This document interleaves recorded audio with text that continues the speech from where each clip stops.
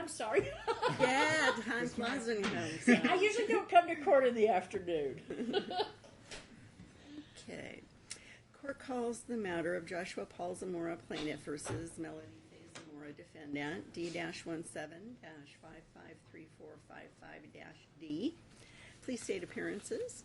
Mary Perry, bar number 7863, in an unbundled pro bono capacity for the plaintiff, who is also present. Okay. And are you Melody Faye Zamora? Yes, ma'am. And you're representing yourself, right? Okay. This matter's on calendar today on a status check.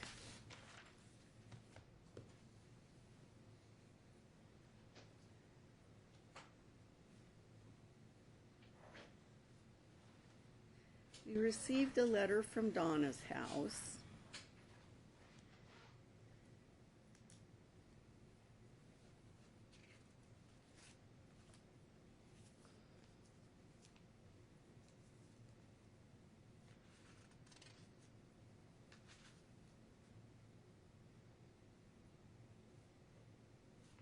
Have you received that as well?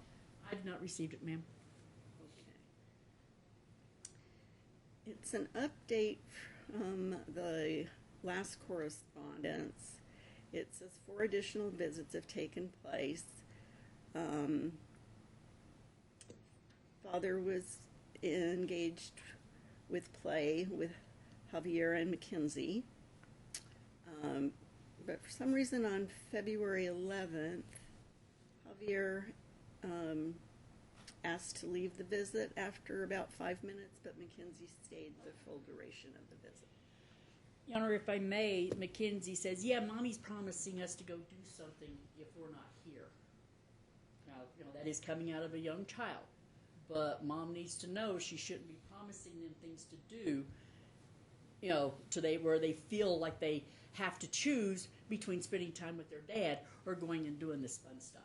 Going and getting an ice cream. Yeah, because that's not the only time it's happened. It needs to stop. That is correct. It needs to stop. Your Honor, I'm not making any If the kids are promises. going to a visitation, there shouldn't be any kind of a conflict with other activities during that time frame. And the children absolutely should make be sure required that to there's stay. no conflict with anything that I'm doing. I don't schedule anything on Sundays. I don't schedule any fun activities most weekends as it is, just for lack of funds. But I'm not asking my kids. I'm actually begging and pleading with them to go because I don't want to get in trouble when I come in here. It was absolutely on Xavier's own pretense that he didn't go. The weekend that he didn't go, I actually wasn't home. I was visiting a family friend in California. So I talked to him on the phone. As soon as he did, he said that he's been having problems with his father being mean to him and asking him to pick things up for him out of my house and bring them to him, asking about the business, how much money I'm making, asking him where we live. Really inappropriate conversation for a 10-year-old, and he on his own had just apparently gotten sick of it. So I really had to sit down and talk with him, find out what the root cause was. I got him to at least agree the next visit, to at least go in and say hi and see if I could convince him to stay then.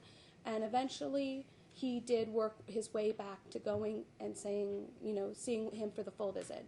But I have not done any kind of coercion, and I'm sure the psychological evaluation will provide that as evidence that I have not done any kind of coercion with the children at all. What's the status with the evaluation? Father hasn't paid. Father has paid. Dr. Holland is waiting for Mother to provide information and get documents to her and the things in which was requested. I spoke with Rebecca at Desert Psychiatric this morning at about 9 a.m. and she let me know that Father has not made one payment and that I've been waiting for her to email me a letter for, I guess, to sign off permission to go ahead and do this thing. I already faxed over the copy of the order to her, and I've made multiple phone calls to this same young lady multiple times since February 23rd. I've spoken to her 6 times. My client has been been sitting on hold waiting for them to contact him. Every time he's called, they're saying, well, we're still waiting for the mother to take action. And by the way, I do want to point out. So you guys are both doing like this. I know. One of the things that I do. So we're going to call over there right now and put them on speakerphone. Please, because we need to know what the status is. Who's got the phone number? I have it right here, Your Honor. Okay. Yeah, that's all my papers at home.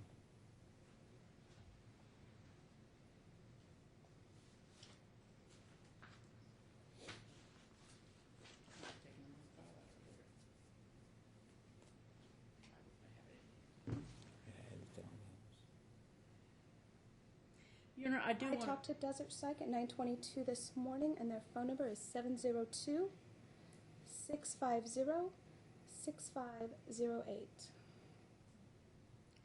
Do you know the name of the person you spoke to? Rebecca.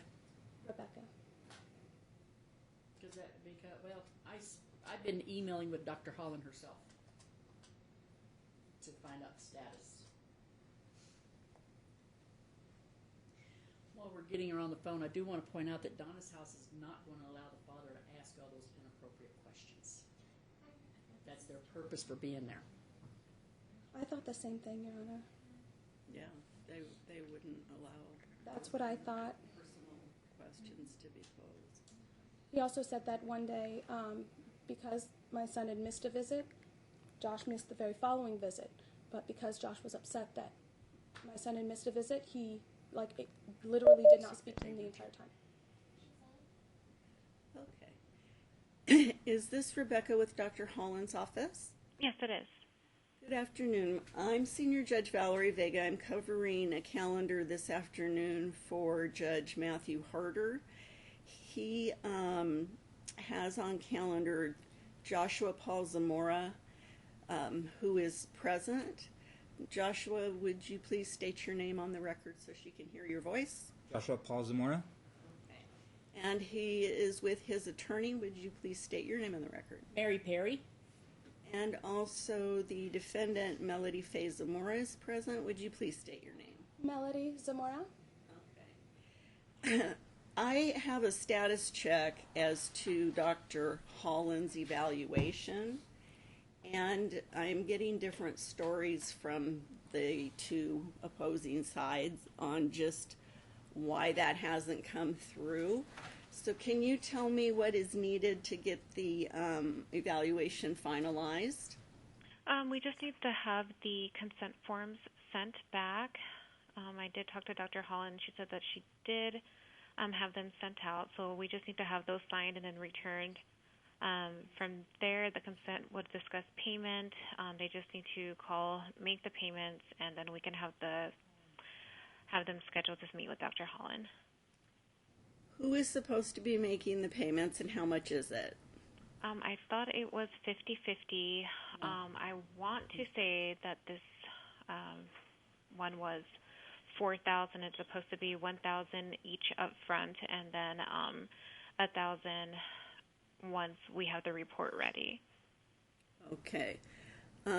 Mary Perry wishes to be heard. I'm just stating that my client is the one who is responsible for the costs. Okay. So he has to pay $2,000 up front. Yes. Yeah, he's got that and ready to go. He has not received the consent form. Okay. I haven't either. Neither one of them's I've been received waiting it. for them to send it over. Okay. So I would suspect that when Joshua's going to have to go into the office to make that payment, right? Yeah. He can even do it with the credit card over the phone. Do it with a credit card over the phone. Okay. Can you resend the consent forms? Yes, we can do that. That's perfectly fine. Okay. Do they have everybody's current address? Because I believe the marital residence is sold, or yeah. Mm-hmm. So do they have the right address? My address is not ever disclosed on file, considering the domestic violence. Okay.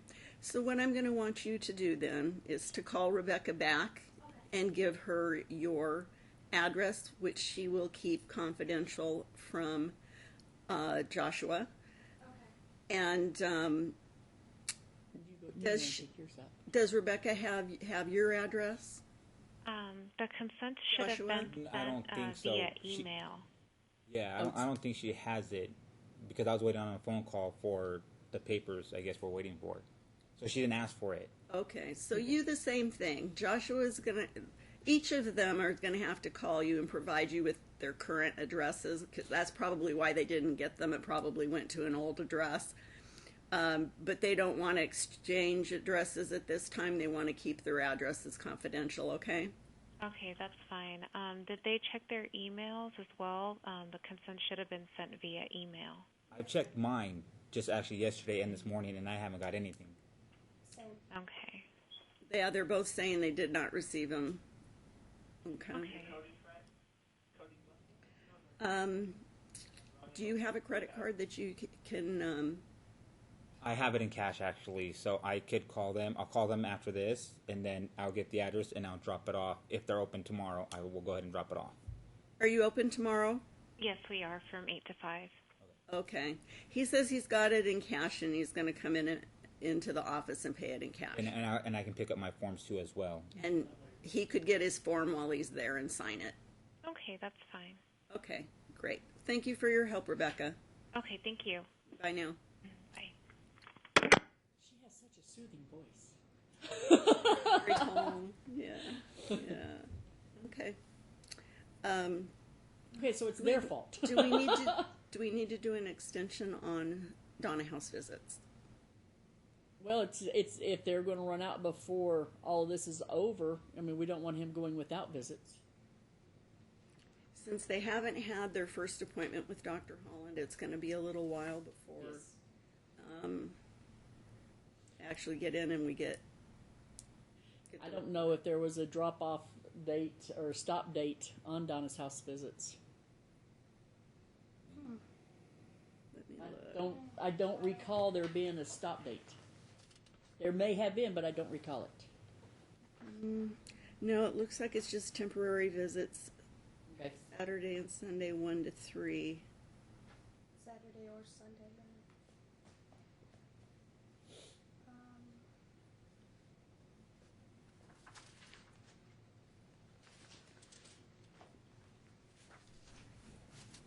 Let me see it on mine. Where it ends out.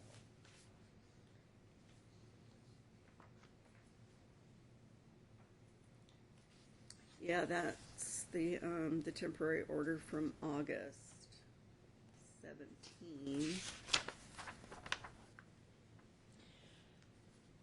Your Honor, we need to figure out how they're going to file their taxes because it's still a joint tax return, and anything that comes in should be For taxes for Equals 2017. yes for 2017. Are you going to do a joint return? Or are you going to file as this? I've already done it. You've already done yours as a single? Then he Did has you- the right to half of the proceeds. Did you claim the 2 children on your tax return? The record shall reflect she's nodding her head up and down. Yes, sorry. Okay. Yes. But considering he got arrested in May, I had the children in my care only for more than 6 months of the year. I believe she's failing to recognize the fact that they're still married, so any funds coming in is still a community property asset, which is to be split 50-50.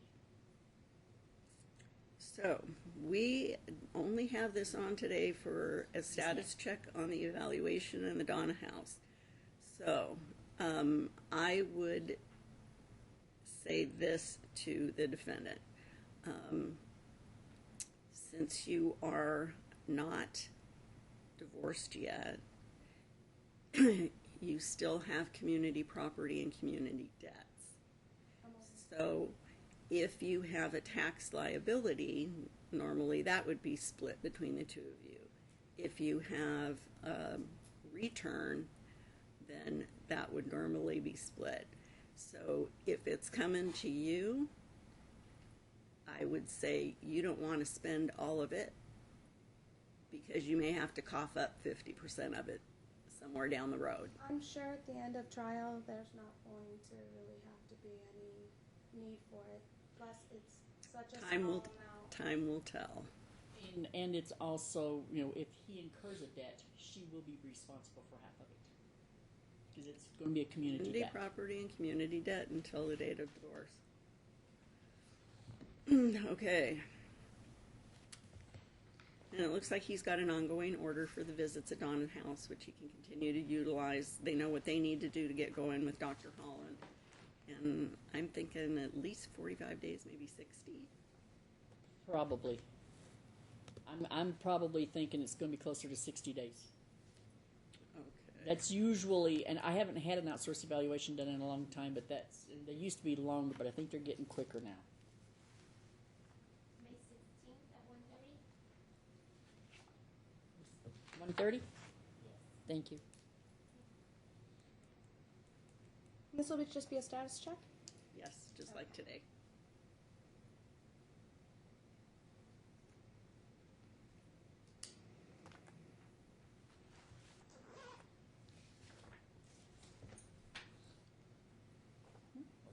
Oh, it's just someone else's. Oh. I need it for this afternoon.